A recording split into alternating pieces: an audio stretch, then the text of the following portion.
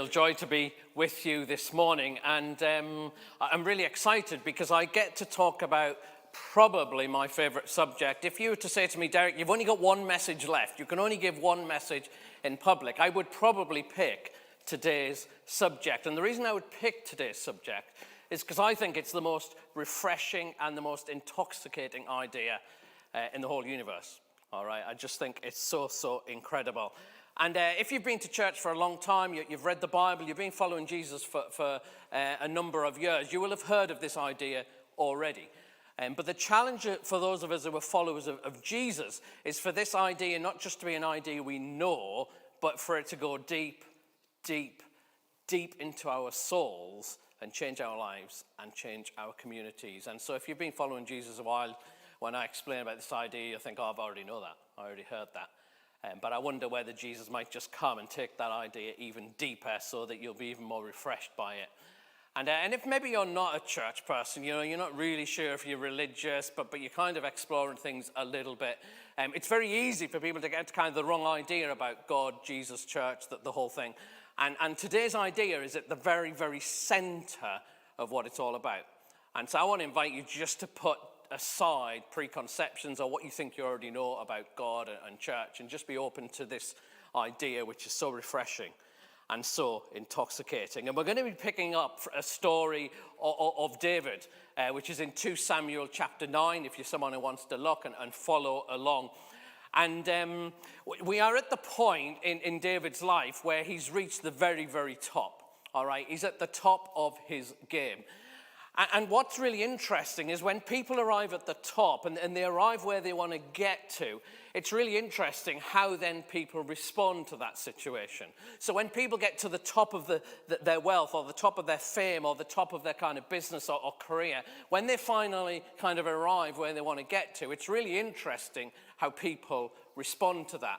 I wonder if you can think of any stories where people have reached the top in politics, business, celebrity, fame, and they haven't behaved very well with all their privileges. So I'm looking at the people in the room, and they've never heard of that before. They think everyone who gets to the top, they always behave with such honor and dignity and wonderful, and there's nothing ever in the tabloids about people who get to the top and behave in all sorts of ways. Well, we get David here, who's actually reached to the top. He's become the king. That's been a long journey. And initially he became the king of Judah, which was kind of a small territory, and then eventually he became king of the whole country. And if you're around a few weeks ago, you'll know that he got the ark because he was concerned with the presence of God, and he didn't just want to be a political leader or a military leader, he wanted to be a spiritual leader. And so he got the ark to come and be the presence of God. And we're going to pick it up in 2 Samuel chapter 9. But in chapter 8, which we're not going to read, but if you were to read it, all you find is David just winning. It's just battle after battle after battle, victory after victory after victory. And so he'd already reached the top. He's already doing fantastically well. In the chapter before that, he just has more success, more blessing. He becomes more powerful. His country becomes more successful, taking even more land. And then we land in 2 Samuel chapter 9. And what David does at the very top of his game, given our current context and country and what we know about the world we live in, I think is quite remarkable. And this is what it says. It says, one day, David asked, is anyone in Saul's family still alive? Anyone to whom I can show kindness for Jonathan's sake? And he summoned a man named Ziba, who'd been one of Saul's servants. And he said, are you Ziba? The king asked. Yes, I am, Ziba replied. So the king said, is there anyone still alive from Saul's family? Because I want to show God's kindness to them. Now, if you've been following along with the whole story of David, and that's why it's great, don't just listen to one message, but maybe listen to all of them, and you see because often what happens in one story connects with something that's happened in a previous story. And so if you hadn't already, I'd encourage you to read the story of David or go get on our YouTube channel and go back to some of the previous messages, because what happened here, something's happened in the past that David is referring to. And if you remember the toilet sermon, for anyone who's around for that, there's a moment where David's in a cave and he's in the wilderness and Saul is hunting him and trying to kill him. And David is hiding and David's in a cave and the king needs to relieve himself. And so the king arrives in this cave to relieve himself. And David's hiding in the corner. And his men think, oh, this is a chance. The king's vulnerable. You can kill him because the king's after you. And David doesn't do that because he thinks that Saul's the king and you need to honor the king. But he did cut off a bit of his robe. And once the king had gone out and joined his men, David arrived at the end of the cave and waved the cloth and said to the Saul, you know, cooey, I'm over here. I was right there. And at that moment, Saul the king is blown away because he thinks David could have killed me in that moment. And Saul says to him, I mean, it's quite incredible. So Saul's the king who's chasing David. In that moment, Saul says to him, actually, you are amazing. He said, when I'm trying to give you evil, you returned good.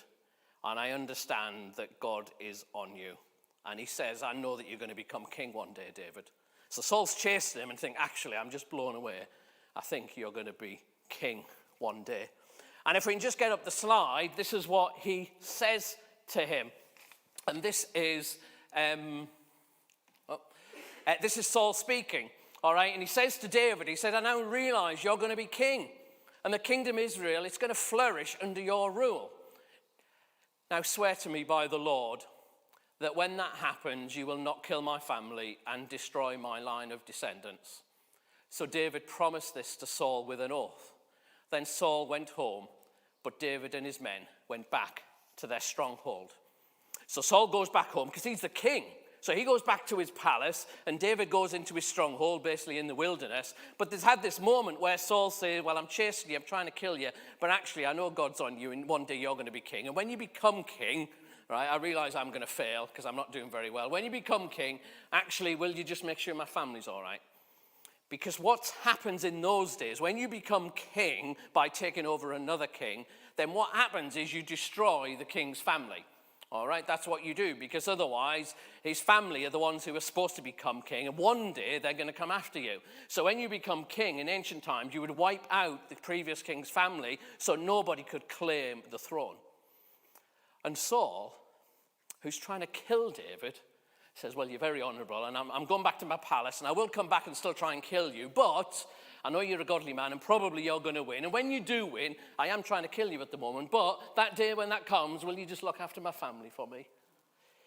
He's saying, will you live a different way, David? He has this kind of moment of prophetic insight. He says, I know the way people normally behave is they try and get revenge. And when they're a king, they're trying to protect their power and they try and take other people out because they're trying to look after themselves. But when you become king, David, could you find a different way to reign and a different way to live? And somehow David, who's got the king's army over there, who he knows are hunting him, he says, I know you're going to be chasing me and killing me, but that day God brings me to power. You know what? I'm going to honor you, my enemy, and I will look after your family, and I'll make sure they're all right. I don't know if you've got any enemies who are trying to kill you, but I would find a struggle in that moment, I think, to say, well, I'm just going to go and hide because I know you're going to hunt me, but don't worry, I'll look after your family and I'll honor you and all that sort of stuff. And David has that incredible promise. And now he's reached the top of his game and he's conquering left, right, and center. And he has a moment of peace. And he says, I wonder if there's anyone in Saul's family who's still alive that I can show kindness to. And he finds Ziba, who's one of Saul's servants, and he asks him. And Ziba says this, verse 4. He says, yes, one of Jonathan's sons is still alive. There's not many left. Saul's sons have been killed because they tried to take the throne, etc. So there's not many left. But Ziba said, yes, one of Jonathan's sons is still alive. He's crippled in both feet. He's lame. Actually, when he was 5, this guy we're about to meet, when he was 5, Saul and Jonathan, his dad and granddad, both got killed. And his nurse, the woman looking after him, realized that actually when the king gets killed, you come after the family. So she grabbed him and she tried to flee. And I mean, it's an incredible story. She tries to flee and she drops the child. And the child damages the child's feet and becomes lame and damaged for the rest of their life as a result of that. And what's really interesting is Seba saying, well, there is somebody, but like the disabled. All right, there is someone, but they're disabled. You know, we've done massive journey in the West, in this country, around disability and understanding that doesn't qualify someone from being a human being. But can you imagine what it was like? I mean, you might be able to remember what it was like 50 years ago. You read stories of what it was like 100 years ago for people with disability. 3,000 years ago, you know, you were barely human if you were disabled. You know, God's curse was on you, really. You know, you weren't a fully functioning member of society. You couldn't quite contribute in the same way. You were kind of disqualified. And so David's saying, is there anyone from Saul's family? And Ziba's like, well, technically, yes, but he's disabled. And David says, well, tell me all about the disability. No, he doesn't. David doesn't even mention it. David just says, where's he at? Where's he at? You know, David doesn't register the disability. He just registers the human being. And he says, where is he? And so Ziba says this. He says, in Lodebar, at the home of Makai, son of Amath.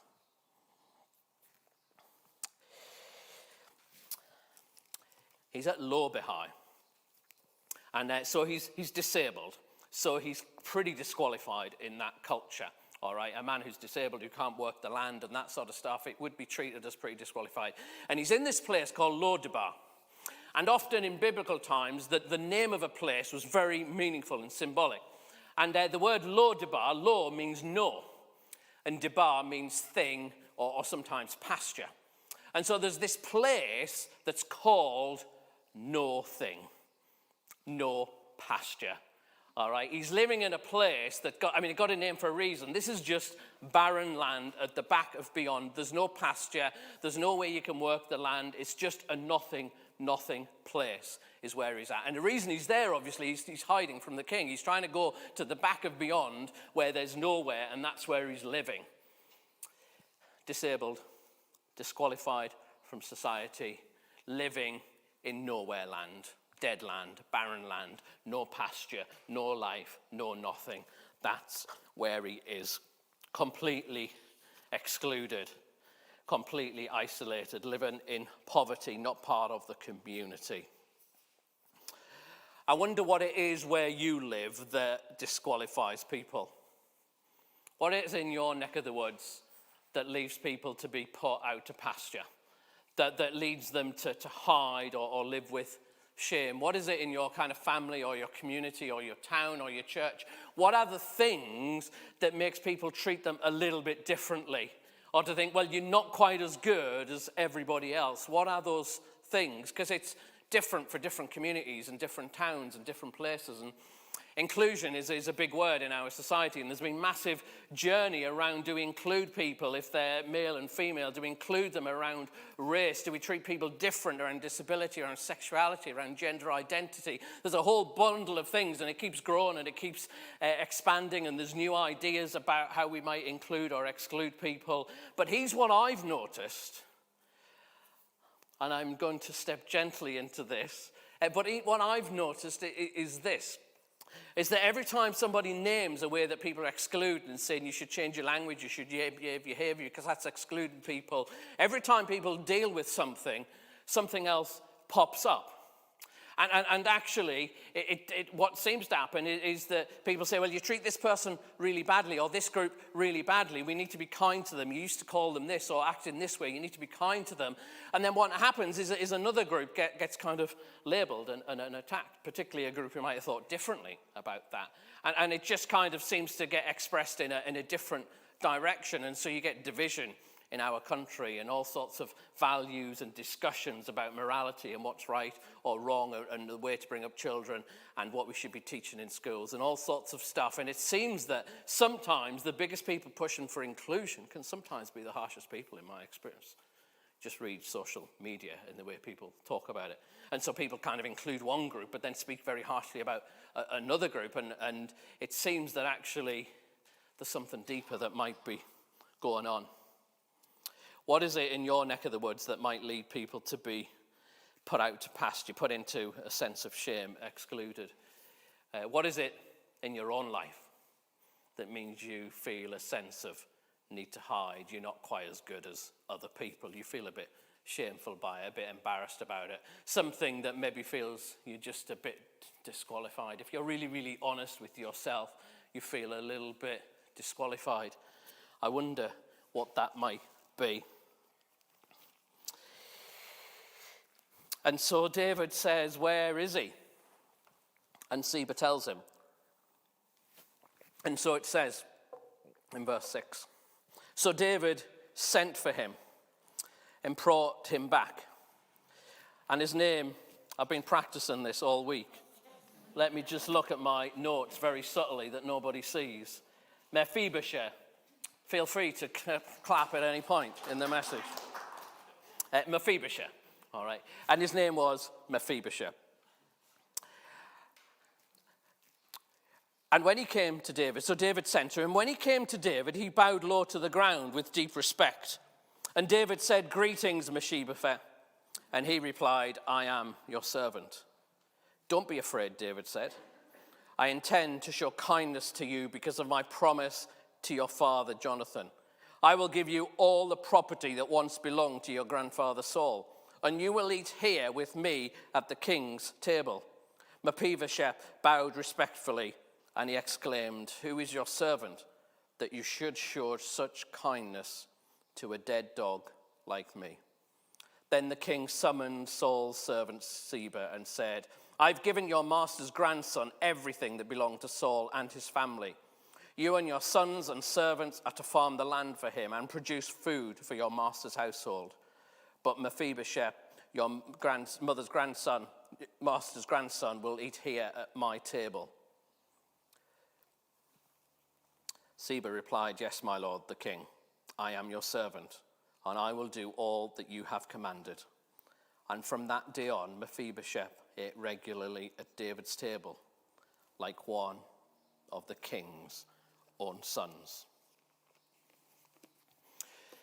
How do you behave when you reach the top? And you have this beautiful moment where you've got this guy who's at the top of society, who's got everything, and this guy who's at the bottom, brought from a barren place, and they're brought together.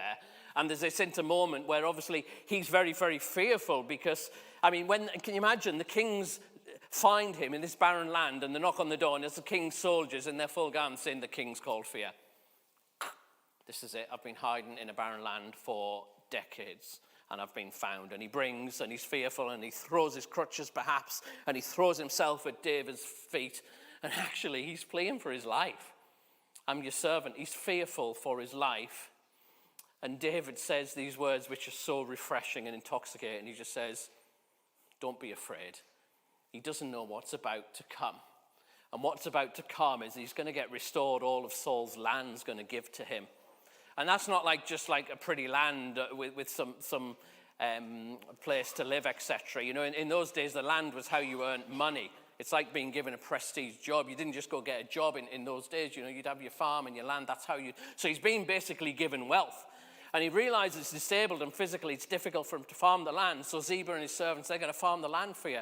And so he's gone from a place of poverty to a place of prosperity.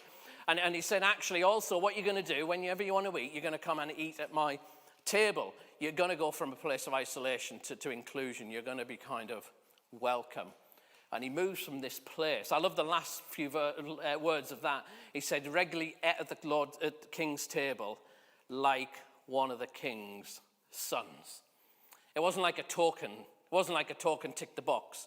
You know what I mean? So you need the disability box, you need this box, you need that box. We'll put somebody on it looks good. You eat like one of the king's sons. All right? You're sitting next to Solomon. He's sitting next to Solomon, for example. Yeah, one of the great kings, wise man in his time. But actually you're going to sit and be included and welcome. Is there such a dramatic change as that? And when you experience grace, as he did, it's so refreshing. And I think when you observe grace and you see grace operate, it can be so inspiring and so intoxicating. I became a Christian, a serious follower of Jesus at the age of 19. And a number of my friends around about the same age decided to commit themselves to Jesus at the same time. And we were kind of a group of friends who all decided we were going to follow Jesus. And we didn't really have anyone to kind of guide us particularly. We were just a group. And so we just kind of read the Bible and we listened to teaching and thought, what does Jesus ask of us? Let's see if we could do it. And like when you're in your early 20s, you can just be idealistic, all right? And you just think, whatever Jesus says, that's what we're going to do, because that's what you're supposed to do. And we just started doing all sorts of crazy things. And they egging each other on as much as possible in kind of obedience to Jesus. And we would go to conferences and listen to conversations and have ridiculous conversations about how we were going to do change our church, because they were obviously doing it all wrong. And we were 19 and we understood what they should have been doing. All right, so we had all sorts of crazy ideas and we'd egg each other on. And one day, my friend Richard, he bought a flat in Edinburgh. All right, he was the one amongst us who could afford a flat in Edinburgh. And he bought this really posh, expensive flat in Edinburgh. And he decided that what he was going to do, living out his obedience to Jesus, is one of the rooms was going to be for a homeless person to come and live in his flat. And I, as part of my kind of trying to follow Jesus, I decided to work for the Salvation Army. I was running a homeless centre at the time. And so Richard said to me, he said, I want to get one of your homeless people and I'm going to get them to come and live with me. Can you find somebody? Get me a good one, will you?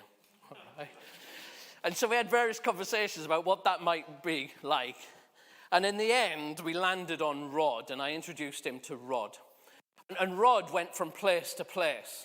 And Rod had a number of problems. We later discovered he had Huntington's disease. And what that meant for Rod in his early days, that he would always fall out with people. All right, he would get aggressive, and you would just look at him wrong, and he would get kind of aggressive. But he had Huntington's disease, and so he couldn't quite control his arms and limbs, so he was no threat, even though he would try and be a threat, but he would fall out with people. Now, obviously, in homeless service, if you're aggressive to staff, then they kick you out, so he just kept getting kicked out. He would get a council place, but he'd always fall out with the neighbours, and then he would so he'd be really aggressive, and then he'd get terrified, and he wouldn't go back to his flat, because he'd think I'd fallen out. So he wouldn't survive and last anywhere. His only hope was to find a place of grace. And because we were in our early 20s and we didn't know anything, we thought we would be that place of grace. So we said, what about Rod? And so Rod moved into Richard's house, and Richard had the biggest flat, so we tended to congregate there. So Rod kind of became part of our gang in a way, and he would come to our church, but he would regularly fall out with us, he would threaten us, and and you got to know him, you realized he was kind of harmless, so things quite threatening. And he couldn't control his limbs, and he couldn't kind of hurt you, and so his secret weapon was his shoes. Right? So you'd be in Richard's flat and he would fall out with you and say, right, I'm going to show you. And so he'd go to his bedroom and he had these black shoes with laces on, right? And which took him ages to do up because he couldn't quite control it. So you'd be in the room waiting for 10 minutes for this kind of aggressive guy to come back in. And by then, he'd kind of calmed down. All right. And so we just had this chaos, and he came to our church, and he would always sit in the front, and he could never last more than 15 minutes without a cigarette. All right, so on the button at 15 minutes, whatever was happening, he would march out of church, go out, have a cigarette, come all the way back down, sit down. 15 minutes later, get up, go out. You know, if you're having tea, then he would fall out with somebody and threaten them. So we would kind of be around as a group between us, because we knew we could kind of handle him and calm down. And it was totally chaos. Wouldn't you love our group in your church? Do you know what I mean? Just like church leaders must just be like, what are you guys doing? And it was just wild, and it was just total chaos, and we just loved it because we were just trying to follow Jesus and provide Rod with a place of grace, because he wouldn't work anywhere else. And he came on Alpha, and he wasn't ever really interested in spiritual things, wouldn't ever kind of talk about it. He just wanted the kind of food and the laugh and that sort of stuff. And but we were on Alpha one time, and I think whoever was leading the group invited people to pray. And I can remember this night really, really clearly. People were praying. He said, just do short prayers. And there was a moment where Rod prayed, the only time he's ever prayed that I've heard out loud. And he just said this, all right? Listen how theological this is. He just said, thank you, God, for Alpha. And that was it. And he was kind of saying, I think that just thank you, God, for this place of grace where I'm just welcome. and I'll storm off for days and sleep in a bush, and then I come back, but it's still there, and it's still a place of welcome. But the moment that changed my life about the whole story was the moment before Rod had moved in, and Richard, who had the flat, he explained that he bought a 3-bedroom flat, and there was him and 2 mates who were staying in the flat. And he said, but I want to make space for a homeless person, so I've got an idea. And his idea was that he, who owned a really expensive flat in Edinburgh, he was going to sleep in the cupboard so that his bedroom, extra bedroom, became available for Rod. And I remember the thing that kind of changed me is when I went and he showed me his cupboard, all right? And he bigged it up because he said it was a utility room. It wasn't a utility room, all right? It was a cupboard. And I went in, and it was as wide as me. You walked into his cupboard, all right? And you walked along, and if you walked to the end of this corridor, it was maybe a corridor, there was a washing machine at the end because it was like utility room. And in order to sleep in there, he put a wooden board there above you, all right? So you'd walk into this cupboard, you'd go to the very end where the washing machine is, you'd climb up the stair, and then it was basically a coffin. I went in there for 5 minutes, all right? And then I came out, all right? And I remember looking into the coffin that Richard was going to sleep in to release some space so that Rod could get a welcome place. And I found the idea of grace in that moment so inspiring and refreshing and intoxicating that I wanted to emulate it. I wanted to find ways to be that person in my own way and in my own life. I wonder who you could refresh with grace this week. I wonder who it is that's around you that is excluded or disqualified in some way, and they need you to be a place of grace, to offer that kind of refreshment. And maybe that's going to be intoxicating for other people. I wonder who it is around you that you could be that person and refresh them with grace, to be crazy enough as if you could just follow Jesus and do what David did in that story, and to bring someone from poverty to prosperity, or from isolation to inclusion, from a place where they may be hiding because they're embarrassed or they're not good enough or they feel shame or whatever, that actually you could bring them to a place of honor and be part of a community, or take them on walks or send them gifts or whatever it might be. It doesn't necessarily mean they come into your house. It could be, who knows what it means. It means different things for each of us. I wonder who you could refresh with grace, because I think grace is the most refreshing idea in the universe. When someone just offers you grace, and you don't deserve it and you haven't done anything to earn it. They've just given it to you because they decided to give it to you. Rod didn't deserve it. In fact, it was quite the opposite in the way he behaved towards Richard and the flat, etc. But he just got given it. No condition, no string. We're just going to give it to you.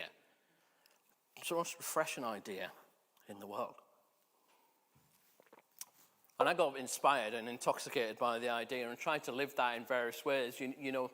We've had homeless people live in our house. We tried to foster for a season and tried to do things to just offer grace to those who might need it. But here's the thing, it's really hard to offer grace to people sometimes.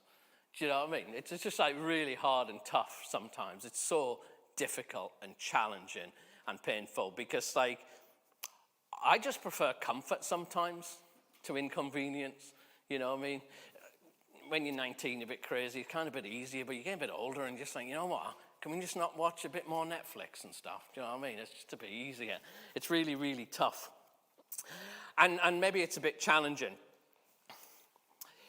But I haven't got to the best bit in the story yet. And the best bit of the story you mustn't miss. So if you've been sleeping, if you're at home and you've gone off, you need to wake up because this is the best bit of the story. All right? And you mustn't miss this bit of the story. And the best bit of the story is this, that whenever you read, particularly the Older Testament, right, which is before Jesus, whenever you read those stories, what do you do with those stories? Often what we do is we put ourselves in the story, all right? So David and Goliath, you want to be David, you want to be conquering Goliath, you put yourself in the story.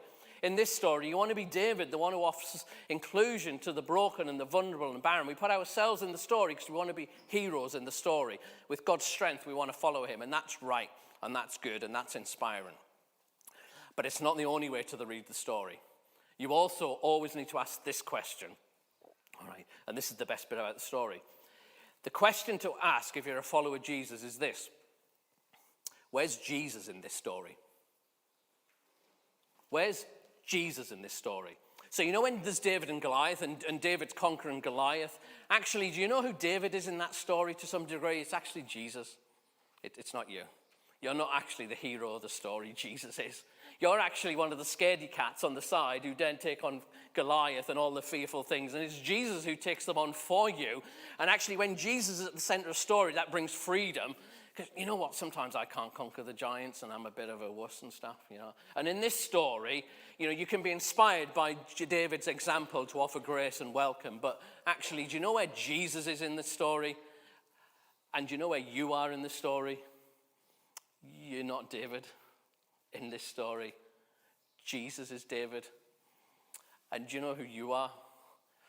You're the one who's hiding, who's living in a barren land, who feels excluded, who's not actually good enough. And you're the one who the king says, come and eat at my table. You're actually included. You know, because if I get inspired by stories like that, and then tomorrow I'll be like, you know what, I don't want any homeless people in my house, and I don't want to be inviting so-and-so around, and I don't want to be forgiving my enemies, and I don't want to do that. That's just too difficult, and I can end up with a kind of a moral faith, which is me being a good person, living it out, and then I can feel shameful and I'm not good enough, etc. And when that happens, Jesus is David who says, actually, come and eat at my table, because you're one of the king's sons. And then I can say, well, I'm actually not good enough because there was this message on Sunday and there's no way I'm as good as anybody else, and I don't do this right and I don't do that right, and I'm terrible and I'm really struggling. And I said, actually, you can come and eat at the king's table. But you don't know about this about me. This means that I'm not accepted. And it says, no, just come and eat at the king's table. Because you come to the king's table because the king invites you to come. And nothing excludes you from the king's table. And when you come to the king's table and the king gives you the prosperity and the inclusion and all the riches that he's got for us in Christ and all the blessing, and he gives us all that, then when we meet the rods of this world, we say, you know what, I've got too much. I've been to the king's table and I've got too much. And we give out of our abundance, not out of our, I need to be a good person because I'm not good enough. And that's maybe the best bit of the story, isn't it? That we get welcome to the table. And that means we're all welcome and we're all included, because Jesus says actually nothing disqualifies you. Yeah, we get to the king's table and he wants to help us to be better people and do things in our lives. He's got all that sort of stuff, but it's grace that welcomes us. Let me just finish with this quote. The next one there.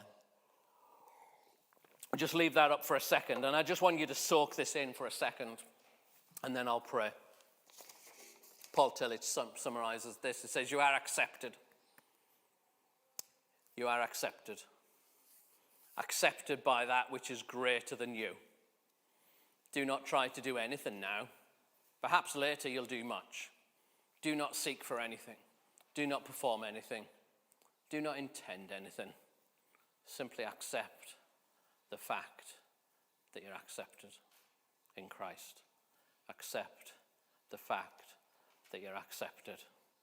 Just accept the fact that you're accepted. And I know people who've been followers of Jesus for decades, and that simple truth has not quite gone deep into their soul yet. Accept the fact that you're accepted. Let me just pray, and Dan and Nat are going to come up.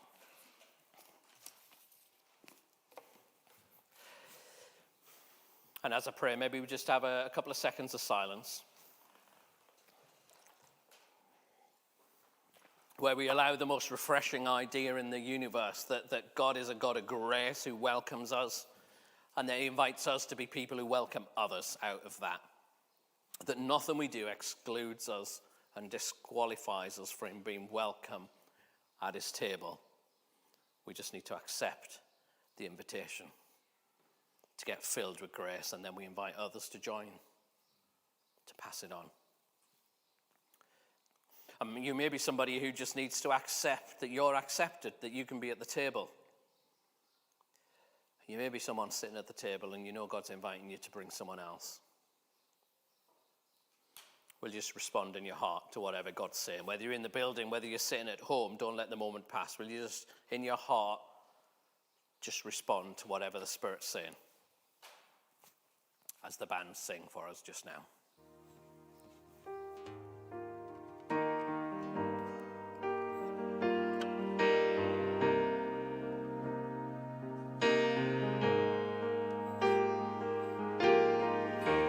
Your grace is enough, more than I need. At your word I will believe, and I will wait for you. Draw near again.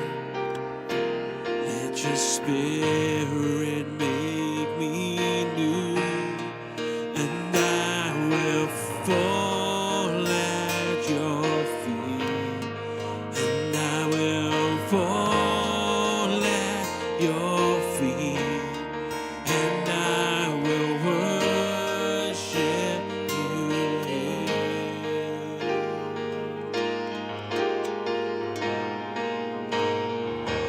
Your presence in me, Jesus, light the way.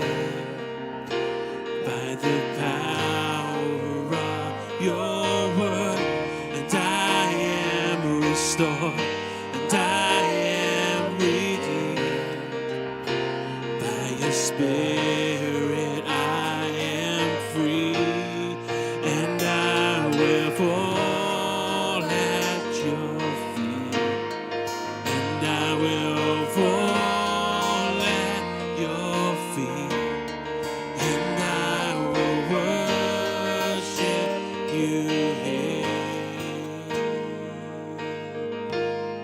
And freely you gave it all for us, surrendered your life upon that cross.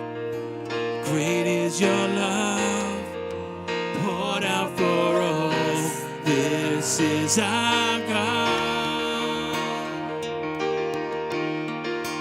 Lifted on high from death to life, forever our God is Lord. 17 King, receive the world, this is our God.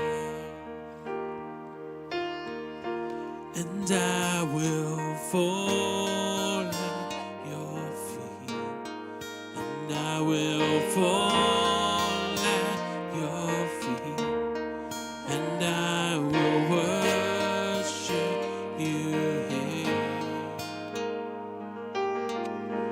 and I will fall at your feet, and I will fall at your feet, and I will worship you here.